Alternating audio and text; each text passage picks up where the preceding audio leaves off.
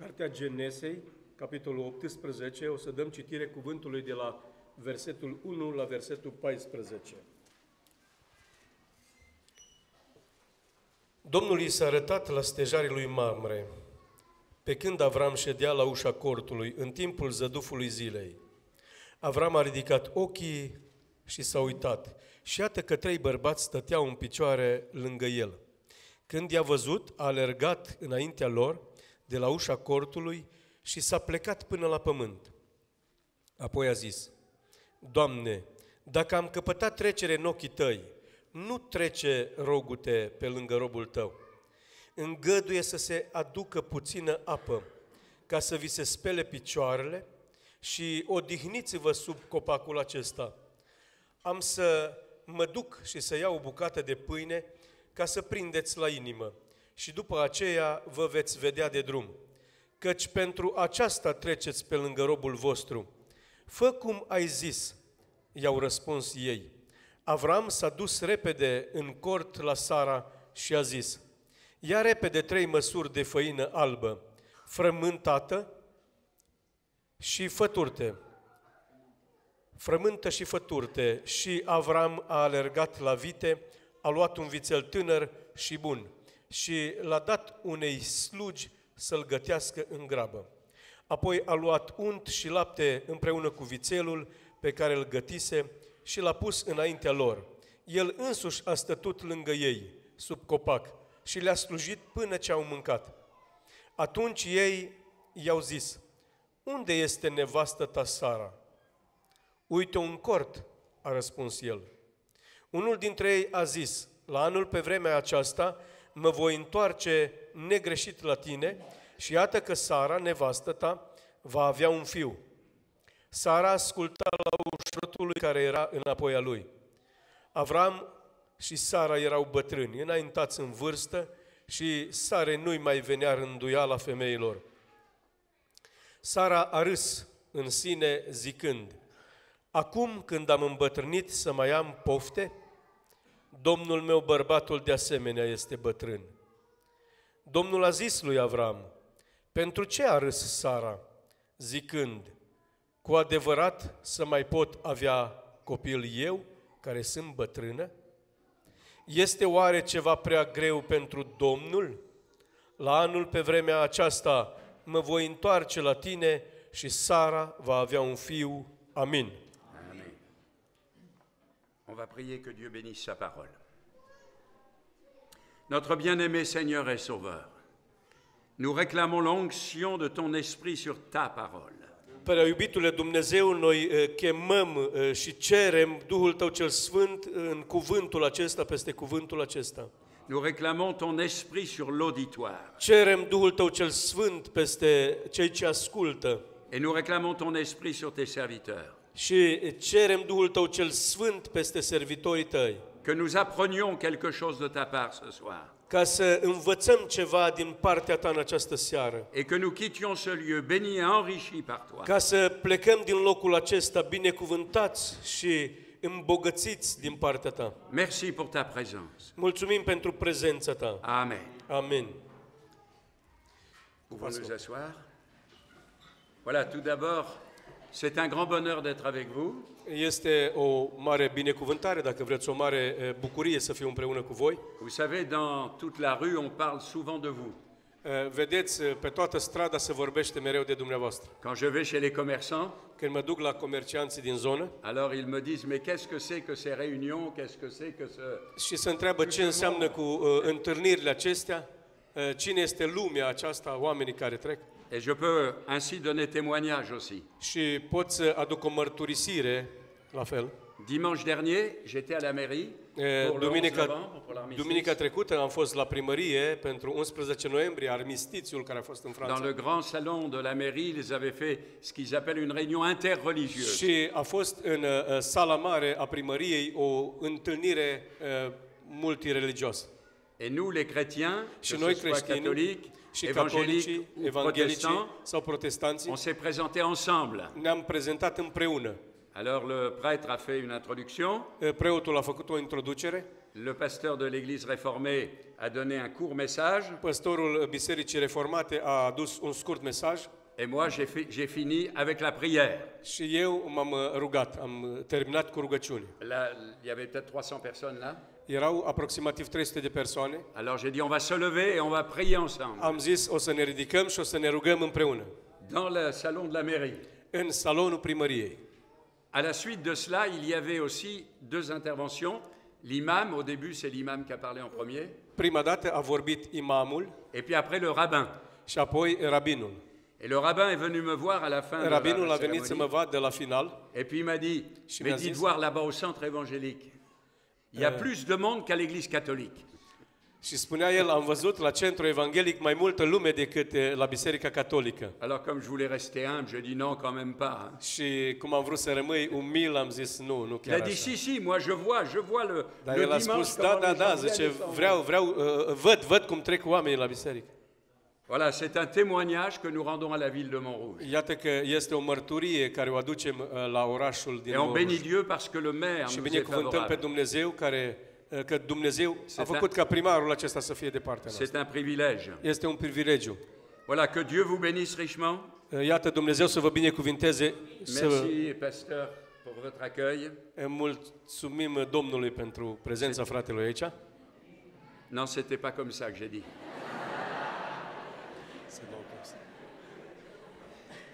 C'est formidable de travailler ensemble. E foarte frumos să lucrăm împreună. Mais vous savez, moi je suis pentecôtiste. Dar știți, eu sunt penticostal Alors je comprends les langues. și eu înțeleg limbile. Voilà, béni soit Dieu pour le texte que nous avons lu. Binecuvântat să fie Domnul pentru textul care a fost citit. J'aimerais vous parler de l'hospitalité d'Abraham. Vreau să vă vorbesc despre ospitalitatea lui Avram. À l'époque d'Abraham et encore aujourd'hui chez les orientaux, l'hospitalité est quelque chose de très În timpul important. lui Avram și chiar și astăzi, ospitalitatea în Orient este ceva foarte important. Et dans ce récit où le Seigneur vient visiter Abraham et sa famille, Și în locul acesta unde Dumnezeu a venit să viziteze pe Avram și familia sa, il y a plusieurs mots-clés qui sont importants. sunt câteva cuvinte cheie care sunt importante. On va s'intéresser ensemble O aux să ne petits interesăm détails. împreună la câteva detalii, la niște mici detalii. Il y a des petites choses qui sont dites dans ce texte, Sunt- qui ont été là placées par le Saint-Esprit. Sunt câteva lucruri care s-au spus în textul acesta și care sunt plasate de Duhul Sfânt, Et qui vont nous apprendre beaucoup de choses. care o să ne învețe multe lucruri. D'un côté, Dieu se manifeste, Pe de o parte, Dumnezeu se manifestă, de l'autre côté, de cealaltă l'homme parte, accueille. omul primește. C'est notre cas ce soir. Este cazul nostru în seara aceasta. Dieu veut se manifester, Dumnezeu vrea să se manifeste, mais nous l'accueillons. dar noi îl primim. Sommes-nous prêts à accueillir le Seigneur? Suntem noi gata să-L primim pe Domnul? C'est là la grande question. Aceasta este marea întrebare. L'apôtre Jean nous dit que Christ veut nous visiter. Apostolul Ioan spune că Hristos vrea să ne facă o vizită, să vină la noi. Et la visite de Dieu à Abraham Și vizita lui Dumnezeu la Avram va révéler le véritable caractère d'Abraham. o să descopere adevăratul caracter al lui Avram. Quand Dieu nous visite, Când Dumnezeu ne face vizită alors notre réaction révèle notre caractère. și reacția noastră, în momentul acela, reacția noastră arată caracterul nostru. Ce ne sont pas nos actions qui nous révèlent. Nu acțiunile noastre ies în evidență. Ce qui nous révèle vraiment, ce sont nos réactions. Ce ne sont pas nos actions, mais nos réactions. Nu sunt acțiunile noastre, ci reacțiunile noastre sunt ceea ce se... Parce que nos actions, elles sont réfléchies. Pentru că acțiunile noastre sunt mult gândite înainte. Mais nos réactions ne sont pas réfléchies. Dar reacțiile noastre nu sunt gândite, nu le gândim. Il y avait un jeune chrétien A fost un tânăr creștin qui rendait témoignage de sa conversion care își punea mărturisea întoarcerea lui la Domnul. et il rendait témoignage à un de ses collègues de travail. Și spunea mărturia aceasta unui coleg de lucru. Et puis, ça s'est envenimé, la discussion s'est envenimée. Și discuția a început să ia formă, să învenineze așa. Le non-chrétien, il a mis une gifle au chrétien. Și necreștinul, cum s-a înveninat discuția, i-a tras o palmă la Alors la réaction du chrétien, Și reacția creștinului il a tendu l'autre joue, comme c'est écrit. a întors obrazul cum este scris. Et puis après, il a dit maintenant, l'écriture ne dit pas ce qui va se passer. Hein. Și după aceea și-a sufulcat mânecile și a spus Scriptura Réaction et action. ce o să urmeze de acum. La visite de Dieu à Abraham, Acțiune și reacțiune. Vizita lui Dumnezeu la Avram on la divise en 4 points. o împărțim în 4 puncte. D'abord la rencontre, Prima dată întâlnirea, ensuite l'invitation qu'Abraham propose, după aceea invitația care Avram i-o propune, et puis le repas, apoi mâncarea et le 4e point, la promesse. și al 4-lea punct, făgăduințele. D'abord la rencontre. Prima dată întâlnirea. Dieu va se rencontrer avec Abraham, pas n'importe où, Dumnezeu se va întâlni cu Avram, dar nu în orice loc, nu oriunde, mais il va le rencontrer parmi les chaînes de Mamré, nous dit l'Écriture. ci îl va întâlni între stejarii lui Mamre. C'est là qu'il avait construit un autel. Acolo el a construit un altar. C'est là qu'il adorait Dieu. Acolo el se închina lui Dumnezeu. Dieu nous rencontre quand nous savons l'adorer. Dumnezeu ne întâlnește atunci când știm cum să ne închinăm lui. Dieu ne nous rencontre pas à n'importe quel moment, de n'importe quelle manière. Dumnezeu nu ne întâlnește în orice loc, de orice manieră, Mais Abraham était dans le lieu de l'adoration. ci Avram era în locul acolo unde el mergea să-l adore, să-i se Et à închine ce lui Dumnezeu. moment-là, Dieu va se révéler à lui. Și în locul acela, în momentul acesta, Dumnezeu îi se descopere lui. Cette histoire est la seule comme cela dans la Bible. Istoria aceasta este așa în Biblie. Ce qui m'a frappé, c'est la simplicité avec laquelle les choses se sont faites. Ceea ce m-a intrigat este felul cum s-au întâmplat lucrurile. Il n'y avait pas de tonnerre, il n'y avait pas d'éclair, il n'y avait pas des choses extraordinaires, Nu a fost fulgere, nu au fost tunete, nu a fost ceva extraordinar, mais il y a eu une rencontre profonde dar a entre fost Dieu o et son serviteur. întâlnire profundă între Dumnezeu și servitorul său. Je vous ai dit que Dieu ne se révèle pas à n'importe quel moment. V-am zis că Dumnezeu nu se arată în orice moment, nu se descoperă în orice moment. Dans le texte de la Bible, il est dit ceci, În textul din Biblie este spus așa: Abraham était assis à l'entrée Abraham. de sa tente pendant la chaleur du jour, c'est-à-dire certainement vers l'heure entre midi et 3 heures de l'après-midi. Avram era pe căldura aceea, în nedușala aceea, spune Biblia, era așezat la umbră. C'est là qu'il fait le plus chaud. Atunci când era cel mai cald. C'est-à-dire qu'à ce moment-là, c'était plus propice à la sieste qu'à une révélation. În momentul acela era cel mai propice, cel mai bine pentru o ațipeală, o adormeală, să facem siesta, să ne odihnim, decât să fie o revelație. Quand on va en Afrique, Când mergem în Africa, entre midi et 15 heures, on ne fait pas grand-chose. între 12 și ora 3, nu facem mare lucru. Et je m'imagine qu'Abraham était assoupi à l'entrée de sa Și tente. îmi imaginez că Avram era oarecum obosit. Mais la Bible nous dit qu'à un moment donné, il a levé les yeux. Dar Biblia spune că într-un moment dat a ridicat ochii. Et quand la Bible nous dit qu'Abraham a levé les yeux, c'est un symbole. Și când Biblia ne spune că Avram a ridicat ochii, este un simbol. Parce que vous savez qu'un jour Dieu a dit à Abraham, sors de ta tente, Vedeți, într-o zi Dumnezeu i-a zis lui Avram: ieși din casa ta, lève les yeux ridică ochii et compte les étoiles. și numără stelele. Voilà ce que sera ta postérité. Uită-te cum o să fie urmașii tăi. Est-ce que vous avez appris, est-ce que nous avons appris à lever les yeux? Am învățat noi să ridicăm ochii? Nous, on regarde souvent, on fait l'inverse, nous on regarde souvent les événements. Noi facem invers, mereu ne uităm la evenimente. On a du mal à lever les yeux. Ne este greu ca să ne ridicăm ochii, Mais non seulement il a levé les yeux, dar nu numai că a ridicat ochii, mais il a regardé. și a privit. C'est ce que la Bible nous dit. Biblia ne spune asta. Elle dit pas seulement qu'il a levé les yeux, Nu ne spune că numai a ridicat ochii, mais il nous dit qu'elle a regardé. ci el a privit. Qu'est-ce que ça veut dire? Ce o să zic? Ça Ce veut ne dire qu'on spune peut lever aceasta? les yeux sans rien voir. Ne putem ridica ochii să nu vedem nimic. Je suis marié depuis plus de 50 ans. Sunt căsătorit mai mult de 50 de ani, fratele căsătorit mai mult de Et vous 50. savez, les pasteurs sont souvent préoccupés. Hein? Și păstorii adeseori sunt foarte ocupați. Alors, quand je suis à la maison, ma femme me parle, Și când sunt acasă, soția mea îmi vorbește, alors elle m'explique quelque chose, îmi spune câte ceva mais elle voit bien que j'ai levé les yeux, mais que je ne regarde pas. și ea vede că am ridicat ochii, dar nu o văd, nu o privesc. Alors, au bout d'un moment, elle me dit, qu'est-ce que tu en penses? Și la un moment dat zice: ce gândești?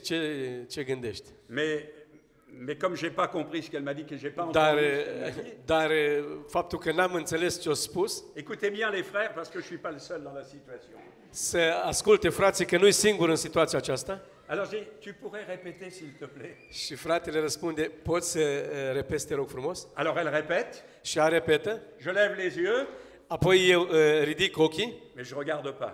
și nu privesc. J'ai toujours pas compris. Și totdeauna n-am, și nu înțeleg. Alors elle me pose de nouveau la question. Și Alors, iarăși qu'est-ce mă que tu en întreabă, ce gândești? penses? Alors je dis, excuse-moi, Și apoi eu zic, scuză-mă, mais dar tu pourrais pas encore répéter? nu poți să mai spui odată? Alors là, la guerre est déclarée. Și aici deja războiul este declarat. Le regard qu'elle me porte sur moi Privirea care mi-o aruncă asupra mea me fait comprendre que cette fois-ci j'ai intérêt à regarder.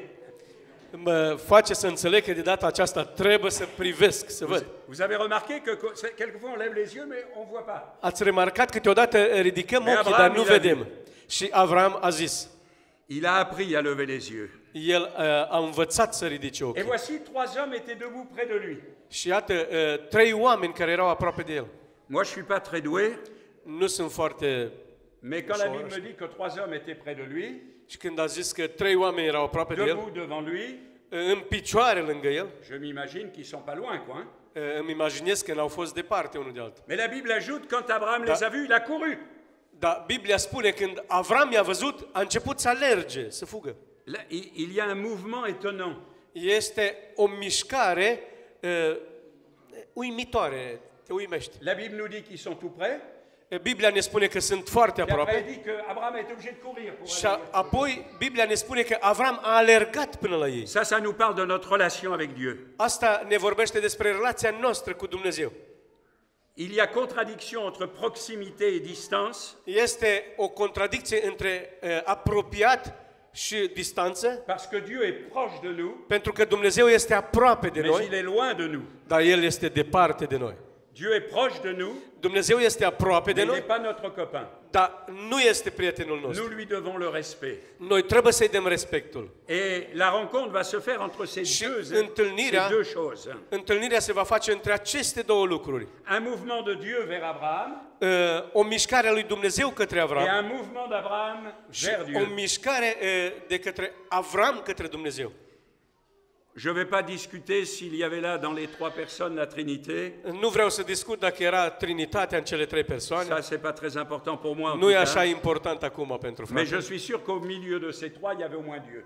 Dar în mijlocul celor 3, eu sunt sigur că era Dumnezeu. C'est-à-dire la personne de Jésus-Christ. Era persoana Domnului Iisus Hristos. Alors Abraham, quand il a vu ces 3 personnes, qu'il a été... Avram, când a văzut cele 3 persoane, s-a proșternut, s-a aruncat cu fața la pământ. Et cet acte d'adoration marque son humilité Faptul et en acesta même de temps sa închinare soumission. arată umilința lui Avram, Ça y est, dacă vreți, smerenia lui Avram și închinarea lui ils se Avram. sont rencontrés.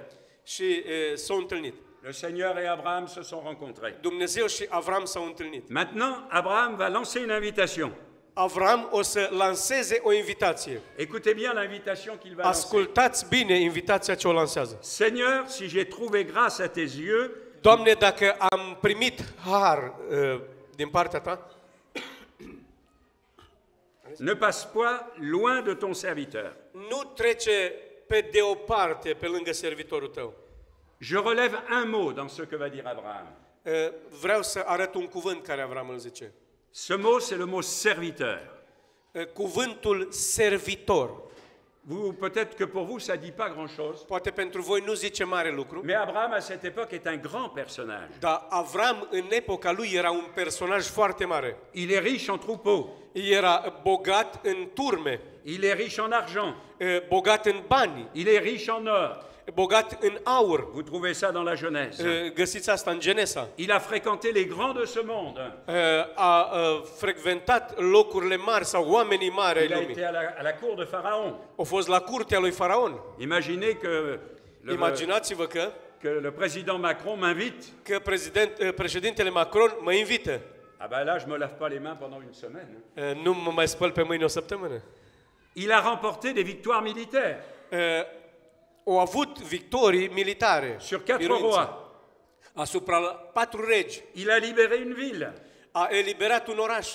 Il a été béni par Melchisedec, le roi de Salem. A fost binecuvântat de Melchisedec, regele Salemului. Et là, quelque chose de très important, Și ceva foarte important, sa femme femeia lui, soția lui, l'appelle Monseigneur.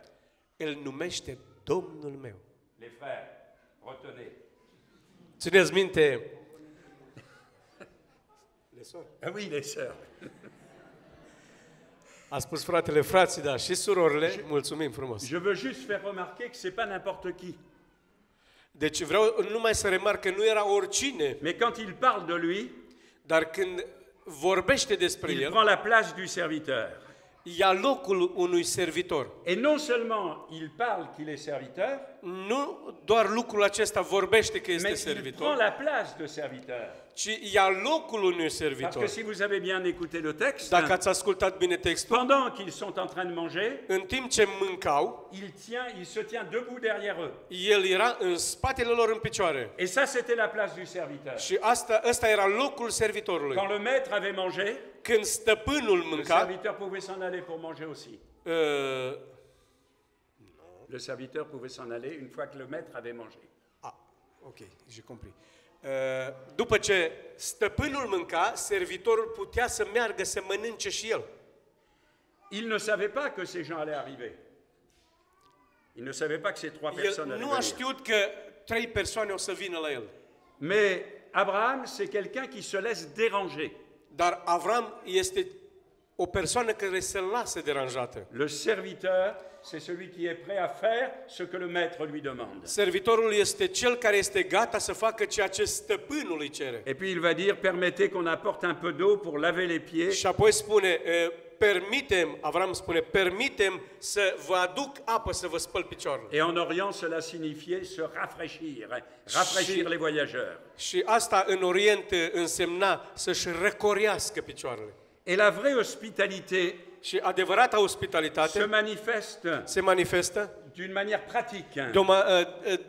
de un fel, de o manieră practică. Mais ce qui m'a frappé, Ceea ce c'est que cette rencontre, cette histoire, s'est faite après la circoncision d'Abraham. spune fratele că această istorie s-a făcut după circumcizia,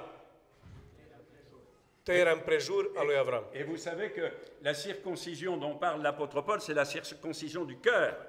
Și vedeți, tăierea împrejur de care vorbește Apostolul Pavel este tăierea împrejur a inimii. C'est-à-dire quand l'œuvre de Dieu s'est faite en nous, Când lucrarea lui Dumnezeu se face în noi, on ne peut pas être serviteur si l'œuvre de Dieu ne s'est pas faite en nous. nu putem să fim servitori, slujitori, dacă nu se face lucrarea lui Dumnezeu în noi. Je bénis Dieu de ce que Abraham était un homme spirituel. Binecuvântez pe Dumnezeu că Avram a fost un om spiritual. Troisième point. Al treilea punct. Abraham va recevoir ses hôtes d'une manière très pratique. Avram o să primească acești oameni de o manieră foarte practică. Abraham va faire plusieurs choses pour Abraham- accueillir les autres pour le repas des autres. Avram face ceva foarte practic pentru primirea lor și pentru mâncarea lor. Je vais voir avec vous 5 points qu'Abraham a fait O să văd 5 puncte cu voi ce Avram le-a făcut pour recevoir ses visiteurs. să primească acești invitați. D'abord, le premier point est celui-ci. Primul punct, L'amour s'engage personnellement. dragostea se angajează personal. Je vous ai fait remarquer qui était Abraham, V-am remarcat cine a fost Avram. mais si vous lisez l'histoire d'Abraham, vous allez voir qu'il avait des centaines de serviteurs. Dacă o să citiți istoria lui Avram, o să vedeți că a avut sute de Il lui slujitori. aurait été facile d'appeler un de ses Era serviteurs foarte simplu să cheme un servitor et puis dire tu vas t'occuper de ces și să autres, zică tu te ocupi de oamenii tu ăștia. vas leur laver les pieds, O să le speli tu vas les picioarele, faire asseoir, o să îi faci să șadă, tu vas leur demander ce qui leur ferait plaisir. să îi întrebi ce le face plăcere. Non, non. Nu? Abraham, Avram, c'est lui qui a pris en main les opérations. el a luat în mână lucrarea aceasta, operația aceasta. Écoutez bien ce qu'il dit. Ascultați bine ce zice. Verset 5. Versetul 5. J'irai prendre un morceau de pain. Il parle de lui. J'irai prendre un morceau de pain. Spune așa, am să mă Versetul. duc să iau o bucată de pâine. Verset 6. Versetul 6. Abraham alla promptement dans sa tente vers Sarah. Avram s-a dus repede în cort la Sara. Au verset 7, Versetul 7. Abraham courut à son troupeau prendre un veau. Avram a alergat repede la vite să ia un vițel. Au verset 8, În versetul 8. il lui prit la crème et le lait. Apoi a luat unt și lapte. Vous avez l'impression qu'il n'y a que lui qui travaille.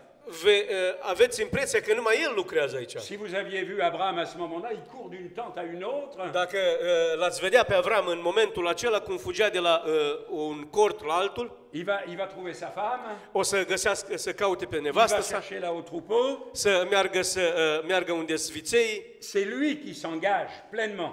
Este el care se angajează din plin. Deuxième point, Al doilea punct. l'amour est empressé.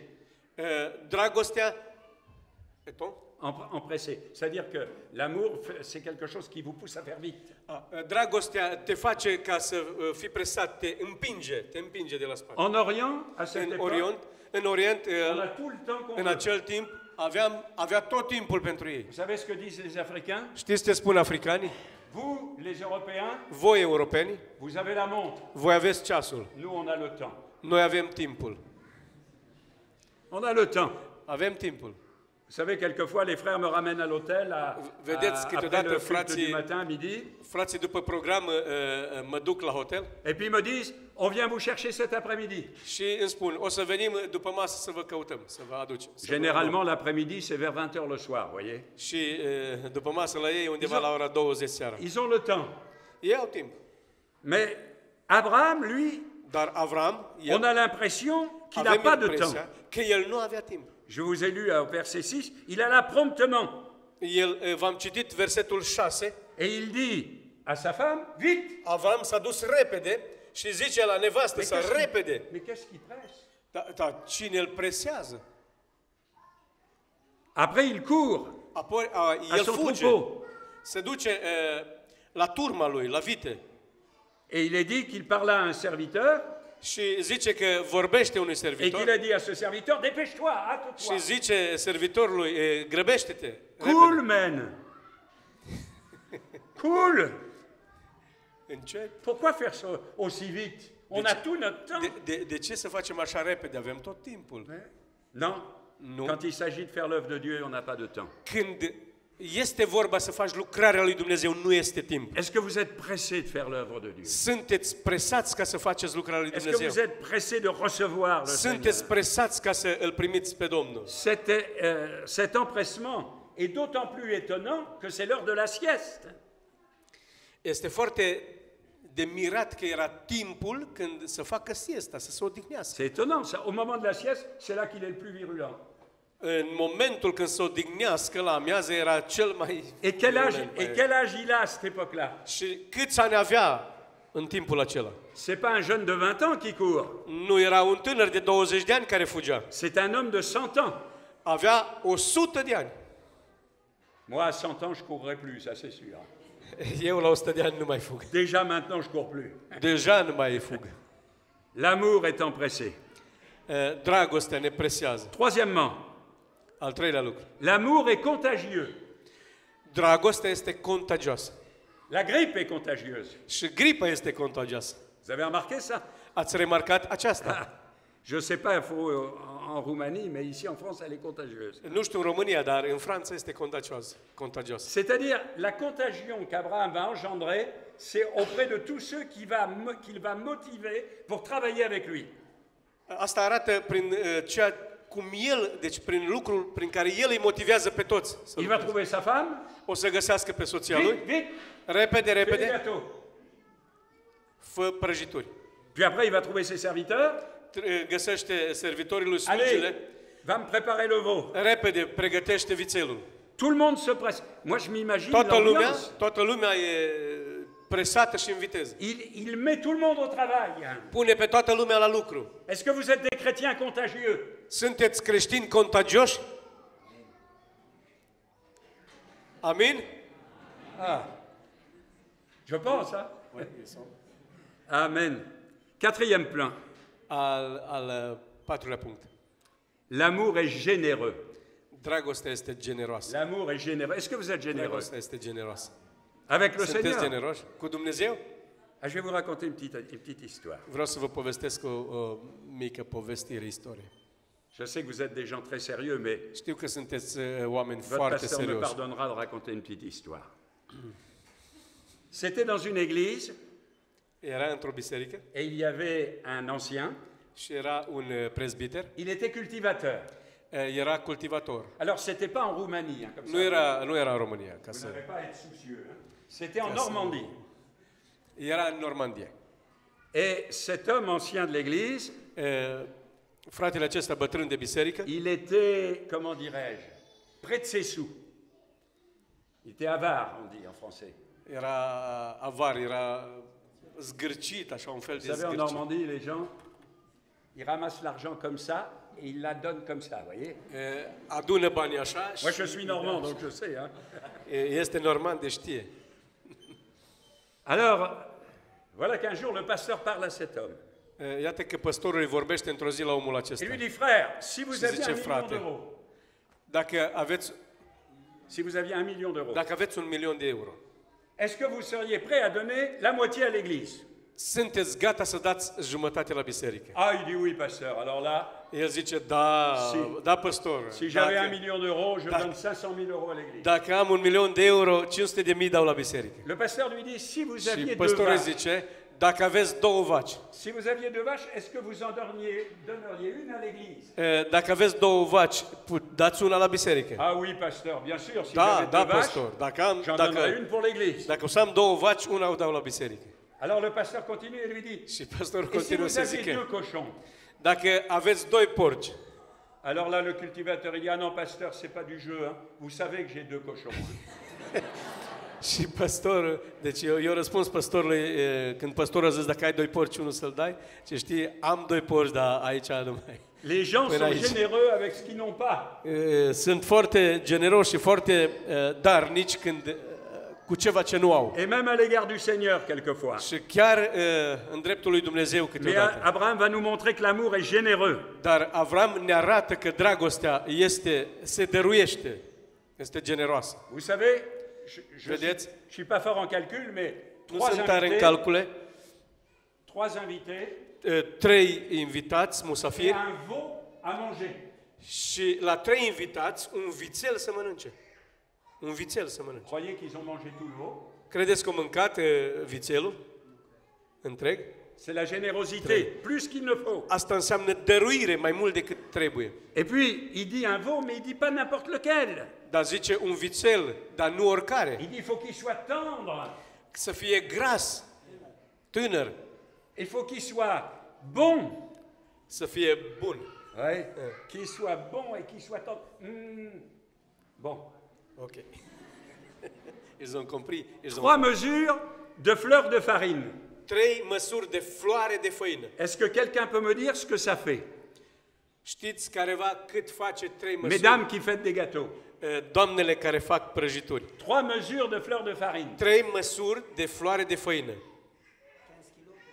15 kilos. Par măsuri. 15 kilos, qui dit mieux? Cine zice mai mult decât 15 kg? 42 kilos. 42 de kilograme. Alors si vous faites des gâteaux avec 42 litres Dacă de farine, ou faceți- 42 kilos de farine, Dacă faceți prăjituri din 42 de kilograme de făină, ils auront à manger pour tout le mois. Hein. aveți să mâncați toată La luna. générosité.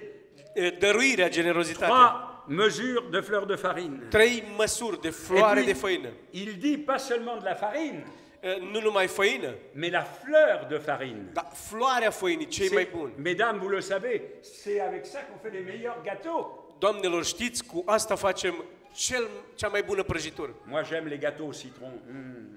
Iubesc prăjitura cu citron, cu Il choisit la quantité alege cantitate et la qualité. și calitate. Et puis, ce qui m'a frappé, Și ceea ce iarăși c'est m-a qu'Abraham va mirat, parler du peu qu'il donne. și Avram vorbește de puținul ce îl dă. Il dit un morceau de pain. El zice o bucată de pâine. Avec 42 kilos de farine, vous faites plus qu'un Cu morceau de pain. 42 de kilograme de făină faceți mai mult decât o bucată de pâine. Mais vous avez remarqué, les chrétiens Dar parlent ați toujours remarcat, creștinii vorbesc totdeauna Combien ils font beaucoup? Cât de mult fac En réalité, ils font très peu. și în realitate fac foarte puțin. Abraham, il a parlé du très peu qu'il fait, Avram a vorbit de foarte puțin ce face, mais en réalité, il a fait beaucoup. dar în realitate el a făcut foarte mult. L'amour ne calcule pas. Dragostea nu calculează. Il ne dit pas, mais j'ai donné un veau, mais j'ai donné 42 litres de farine. El nu zice, am dat un vițel, am dat 42 de kilograme de făină, am făcut toate astea. Il donne avec joie Dar el dă cu et bucurie avec bonheur. și Cinquièmement, fericire, cu plăcere. dans ce troisième point, cinquièmement, Al cincelea lucru, l'amour, c'est du sacrifice. dragostea este din sacrificiu. Vous ne pouvez pas De aimer sacrificiu. sans esprit de sacrifice. Nu puteți iubi fără Duhul de a vă dărui sau de sacrificiu, de jertfă. Dans un couple, il y a un esprit de sacrifice. Într-un cuplu este un duh de sacrificiu, de jertfă. Parce que si on ne pense qu'à soi, Dacă gândim numai la noi, alors l'autre sera toujours privé de quelque chose.